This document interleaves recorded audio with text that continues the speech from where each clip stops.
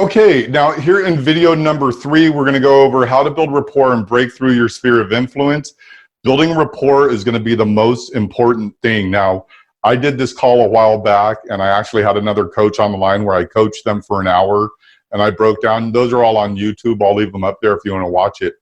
However, building rapport is the best thing and the most important thing that you can do when it comes to sales and marketing and as a personal trainer or a gym owner. And I'm going to tell you why.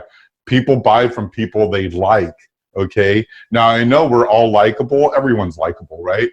But people buy from people they like. I'll give you an example. I went through a program many years ago, like in 2008, and I paid $4,000 for that program. And I remember there was 2 people that I could go with. I could go either with this person that I really liked. I liked this person more than I liked the other people. I didn't know them as well, but they were certified. And I just thought, hey, I should go where the certification is. And then, of course, I was all bummed out. And I was like, oh, I should have went with the other guy. But it doesn't really matter because it got to me to where I am now. But the bottom line is we need to build rapport. And so I'm going to go over a little bit on how to build rapport and then break through your sphere of influence. So just when it comes to building rapport, when you're calling your sphere of influence, remember, this is you, okay, right here. And this is going to be all the people that know, like, and adore you and trust you. These are all the people that know, like, and adore them, right? These people know, like, and adore you. And these people, again, this is your demographic. This is your audience. These are the people that are going to pay you money, okay? And then you just build out from there.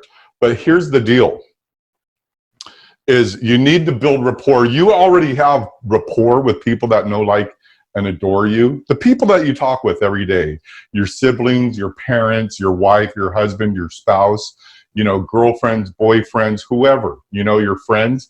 That's who this is going to be. Now, there's going to be people that you haven't talked to for a long time.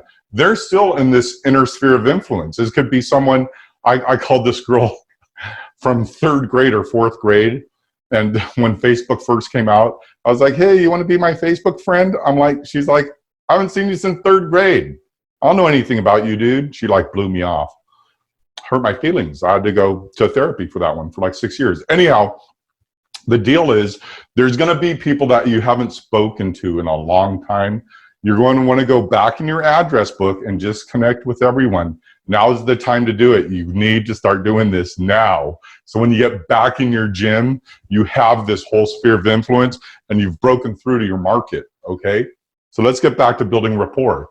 When you call people and you're telling them, hey, you know, I'm a personal trainer or I own a gym, a lot of people already know this, but you're going to say, hey, I want to do this thing with you, which is the free session, which we went over in video number 2. And you're just going to tell them, when you call them, you don't call them and say, hey, you know what, I'm starting a new business, or I've been in business and it's closed right now and we're in this thing and we're all in our homes and we're wondering what's going to happen. You're just going to call them and just say, like, on a heart-to-heart human level, how are you doing? Now, this is going to work for years and years and years. So when we're out of this and we're back in our gyms and retail and we're back into life as it will be or as normally, right? You know, you can still do the same thing that I'm teaching right now, even when we're not in isolation, okay? So when you call someone, just, you know, on a heart-to-heart level, how are you doing? How have things been? You know, last time I saw your kid, you know, they were 1. They've got to be 10 years old now. You know, last time I saw you were pregnant. You know, last time I saw you, you were engaged. How are you doing? Ask them questions about themselves. And the more questions you ask someone that you know, love, trust, and adore, the more you ask them questions, the more they're going to tell you about themselves, because most people are their favorite topic, right? I'm my favorite topic. I love talking about me. And so most people are like that. So what's going to happen is after you ask them questions for a while and they've talked a lot about themselves, they're going to say to you and they're going to ask you, well, how are you doing? What have you been up to? And that's when you say, well, I'm glad you asked, because I'm doing this new thing. And you can even talk a little bit about yourself. Just build the rapport. Just say, hey, you know, I've been doing this. I bought a new shirt. I bought a bicycle, I learned how to play piano. Talk a little bit about that, and then say, and I'm also doing, and then start talking about this. Start talking about your physical trainer, your gym. It closed. You know, a lot of people know this, but they want to hear joy first. Then you can start saying, hey, you know what, we're in this thing, and I'm doing these sessions over online now, and I'd like to do one with you if you're available. And what happens, this is why we want to do it with them, because you're going to stutter, utter, and mutter. And you could even say, and I kind of recommend this, say, you know what, I would like to do a coaching session with you over the phone or over a webcam, and I'm really scared because I haven't done it before. So I'm going to stutter, utter, and mutter. You don't need to use words, but you could say I can stumble over my words, and I might be really nervous while I do it, but I want to do this, and this is my dream.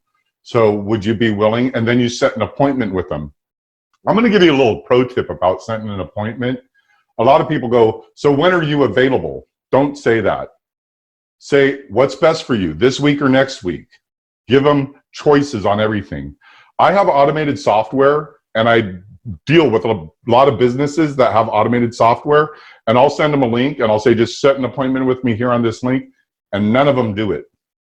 But when I say, hey, what's best for you, this week or next week? They'll go, well, let me look at my calendar. Great sales purchase buy right there, right? Let me look at my calendar. Oh, next week?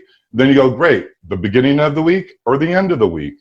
Oh, well, let's see, the end of the week. Okay, great. Thursday or Friday, what's best? Well, actually, Wednesday. Okay, Wednesday, morning or afternoon? Oh, morning? Okay, well, I have time then. What's best? 9 or 10? Well, actually, 8. Okay, well, 8, I have an appointment. Could you do 9, 10, or maybe 11?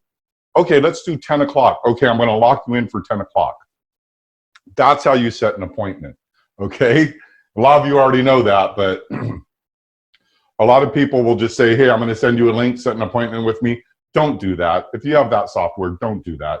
Just lock them down while you have them on the phone, okay? So once we break through this sphere of influence, once we get to these people, we're going to do the same thing. Now, when we build rapport here, we might talk about the friend that we have in common, right? Because this might be Cindy and this is James. And you might be, hey, James, you know, your friend Cindy referred me over to you. And, you know, I'm just curious, you know, tell me a little bit about yourself. And they might start from, I was born very young. I don't know. Some people just like to yap, they're lonely or whatever their trip is.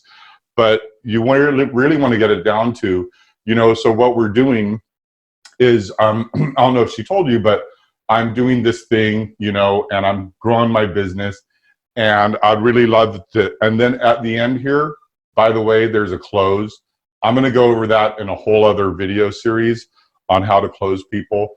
But right now, we just want to know how to go through the sphere of influence, how to do the discovery call, how to build a rapport and break through. So when you break through here, you're actually going to be talking about this person here to this person here. Oh yeah, I remember, you know, when Cindy and we were on a seesaw one time, and she jumped off, and I went and landed really hard, and man, I was so mad at her, but then we were laughing, but my butt hurt. It was funny, but not really, but then later on, you know, we had a good time. Whatever, I'm just making stuff up, right? Now, when you break through to this out here, to your market, that's when you still build rapport. So you're always building rapport. Even through this video series, before we went to video 1, 2, 3, and 4, I had an introduction video telling you a little bit about me. I was just building rapport with you. Now, building rapport through video is a little different than doing it one-to-one, but you want to ask the person individually. The way I did it in the video, you can go back and watch it and see how I did it there. But this is how you're going to build rapport with people, ask them a lot of questions about themselves, and then if they don't ask, you know, well, how have you been? First of all, I don't know if I'd really want to work with someone that wasn't a little interested in me, right? That didn't like me a little bit. But also, you could say, you know, well, I've been up to some really cool things. Would you like to hear about them? So always ask, would you like to hear about that? And that's actually in the free session as well. We're going to be going over all that later. But video number 4 is going to be the 3 phases of re-engagement. and how to get your past clients back on board. Now, this is really important. So there's 3 phases to re-engaging with your clients. You got your current clients. Now you should be asking for referrals from all your current clients. Again, if you don't ASK, you don't GET. And I don't know why no one ever asked me for referrals, but they don't, okay? And they should, okay? The next thing is that with your past clients, you got the trigger campaign, the re-engagement campaign, and the win-back campaign. And I'm gonna go over how all of those work, but literally we're gonna think like dating, like maybe calling an old flame, an old girlfriend or boyfriend or husband or wife, and you're like, hey, maybe we should try this one more time, I don't know. But with clients, it's a little different, right? And we're just gonna re-engage with them, but there's certain ways to go. If you haven't talked to them in a long time, you're gonna talk to someone differently that you haven't spoken 2 months than someone you haven't talked in 9 months, okay? So stay tuned for video number 4, that's coming right up.